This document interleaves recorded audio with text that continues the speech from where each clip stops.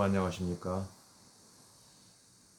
제가 오래전에 대학 연구소인 종교문제연구소에서 근무하면서 여러 종교인들을 만나면서 대화해 보면 가끔 이런 질문을 하더군요. 그러니까 예수가 몸에 부활하고 승천했으면은 지금 그 예수가 어디 있느냐? 뭐 그런 얘기를 하는 경우를 좀 종종 어, 경험했는데 그때 제가 그런 얘기를 했어요. 정확하게 그거는 알 수 없다. 영적인 어떤 세계고 또 우리가 이 우주 만물의 어떤 진리를 다 알 수 없는 부분이 있기 때문에 그건 하나의 우리 어떤 신비적인 영역 또 우리 예수를 믿는 사람들은 어떤 신앙적인 어떤 믿음의 고백과 같은 내용이지만은 분명한 것은 이 복음서와 또 사도행전에 기록된 그 역사적인 그 사실관계를 우리는 어, 진실로 믿고 있는 그런 부분을 얘기했어요. 그런데 내가 가만히 보니까 요즘 생각해 보니까 하나 그 예수의 그 부활 승천에 대한 그 내용에 대한 변증이 어떤 다른 어떤 현상과 좀 이렇게 접목하면은 조금 이해가 더 되지 않을까 하는 그런 생각을 해보는데 뭐냐면은 UFO의 문제입니다. 여러분 UFO를 뭐 믿는 분도 있고 안 믿는 분도 있지만은 그 UFO의 그 실체를 일단 뭐 공식적인 미국 기관에서도 인정하고 있는 상황이지만은 그러나 과학적인 입장에서는 그걸 또 부정하고 있죠.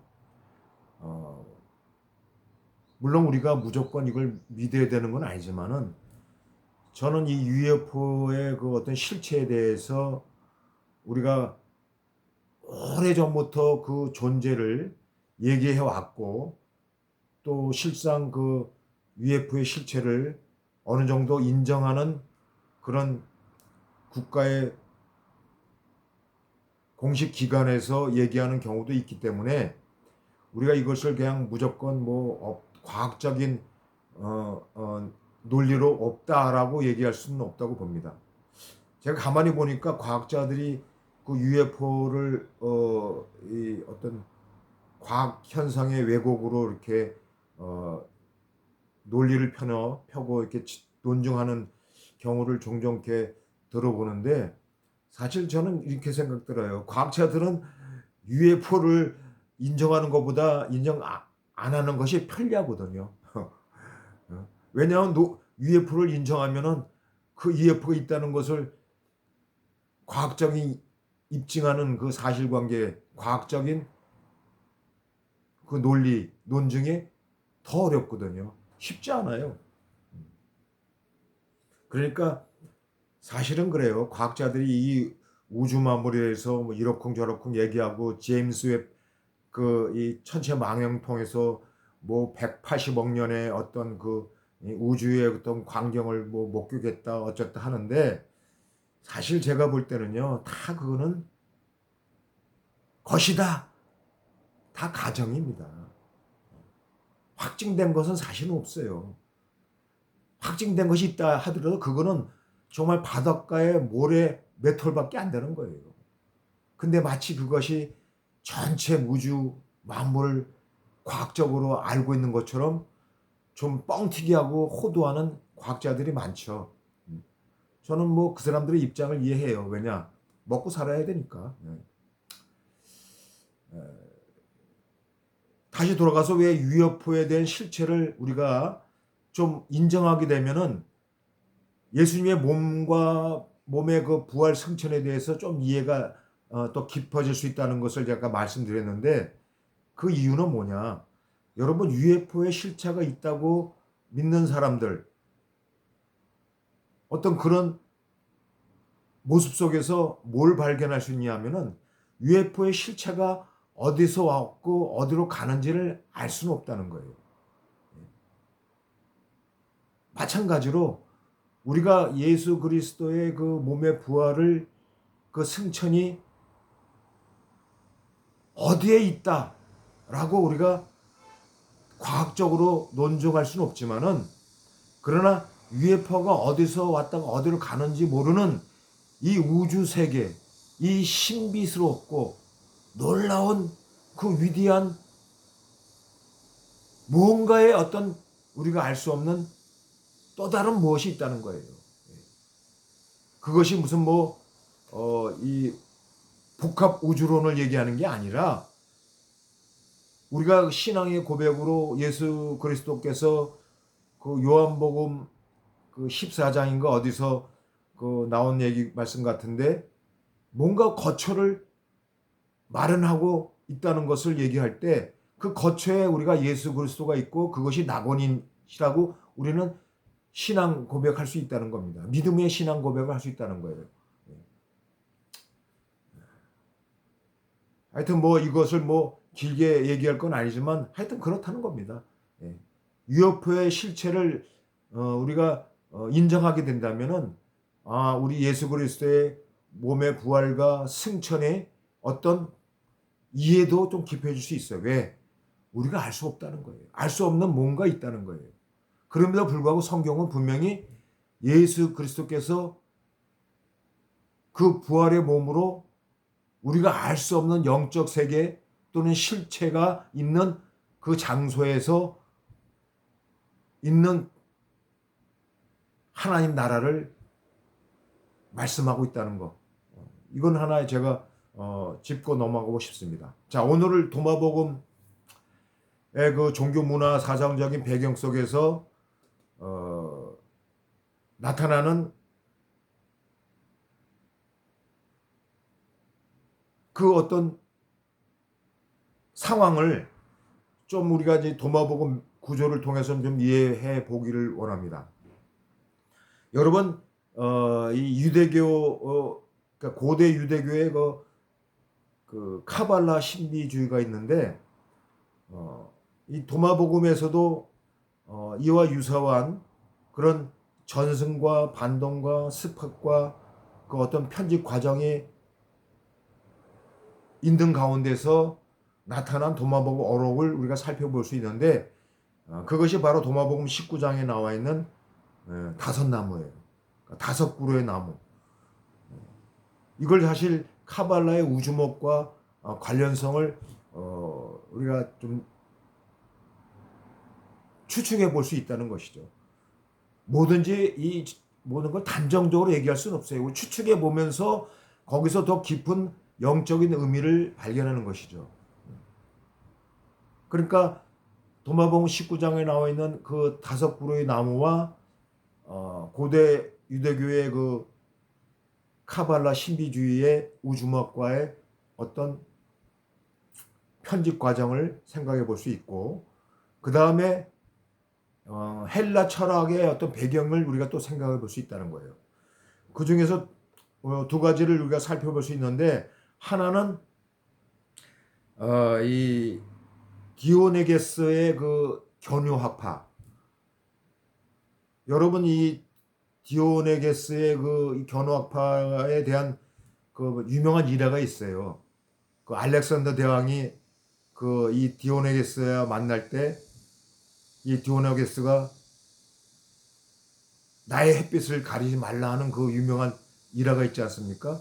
바로 그 말을 한 그 장본인이 바로 이 디오네게스인데, 이 디오네게스의 견우학파가 추구하고 있는, 주장하는 그 헬라 철학적인 그 담론이 도마복음 어록에서 발견할 수 있다는 거예요. 물론 이것이 똑같이 발견되는 건 아니지만은, 제가 계속 강조하지만은 그 배경 속에서 어떤 전승과 반동과 어떤 습합과 그런 과정의 어떤 편집 과정이 있다는 거예요.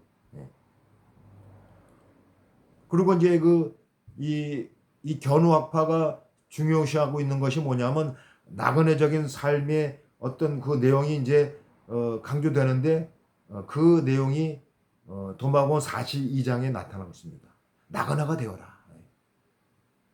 그리고 어떤 이 견우학파의 이 중심적인 어떤 철학적 주제가 어떤 정신적인 관계를 중요시하고 있는데, 그런 내용들이 16장과 25장과 49장과 55장에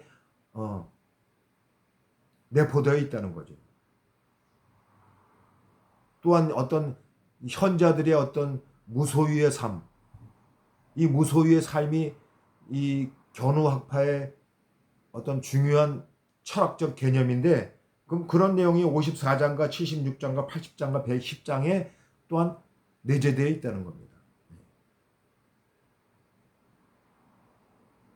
동시에 또 에피쿠로스 이 학파의 어떤 자기 내면의 암, 이것은 이제 아타락시아라고 그러는데, 이 아타락시아의 개념이 도마복음 50장에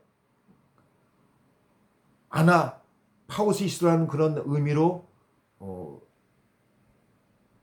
나타나고 있다는 거예요. 아나파우시스, 아타락시아, 이것이 바로 어떤 자기 내면의 암과 관련되어 있으면서 그 암이 쉼의 과정으로 진화되어지는 어떤 모습들이 이 헬라 철학과 그 헬라 철학의 배경을 가진 도마복음 어록을 우리가 파악할 수 있다는 것입니다. 이것도 어차피 이것도 확실하게 우리가 단정적으로 이렇다고 말할 수는 없어요. 늘 추측이고 추정입니다. 그럼에도 불구하고 분명하게 도마복음 어록에는 그런 헬라 철학적인 배경적인 요소가 어떤 편집 과정에 들어왔을 거라고 파악할 수 있다는 것이죠. 특별히 여러분들 이 자신의 암, 그 암을 통한 어떤 그런 정신 세계의 쉼, 아타락시아, 이런 것들이 이제 3장 67장 111장에서 또한 발견할 수 있는 담론이라는 것입니다. 여러분, 이제 이런 부분들을 우리가 이제 계속해서 살펴보겠지만은, 중요한 건 뭐냐면은 이 도마복음에 나타나는 핵심적인 그 주제인 하나님 나라가 어떻게 전개되는가 하는 과정 속에서 무엇이 발견되는가 하면은 바로 지혜 신비의 영지가 발견되는 거예요. 그리고 그 지혜 신비의 영지의 그 영지를 아는 알을 강조하고 있다는 겁니다. 여러분, 이 도마복음의 그 지혜 신비 영지의 그 담론에 대한 핵심적인 그 어록이 도마복음 39장에서 영지의 열쇠에 관련된 내용이 나오는데, 이 바로 영지 열쇠가 지혜 신비의 영지라는 거예요. 그러니까 도마복음의 그 어떤 서문과 일장을 통해서 나타나는 그 비밀을 알라, 비밀을 발견하라, 이 내용이 바로 지혜 신비의 그 영지서임을 의미하고 있다는 겁니다. 그 서문에 살아계신 예수의 말씀이다.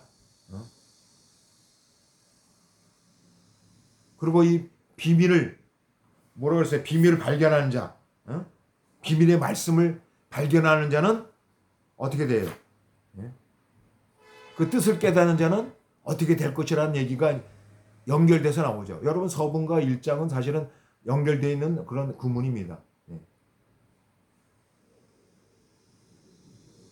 이제 앞으로 제가 이 도마복음서가 지혜 신비 영지서를 통해서 나타나는 그 하나님 나라의 그 암, 그 신성, 이런 것들에 대해서 좀 계속적으로 살펴보도록 하겠습니다. 오늘은 여기까지.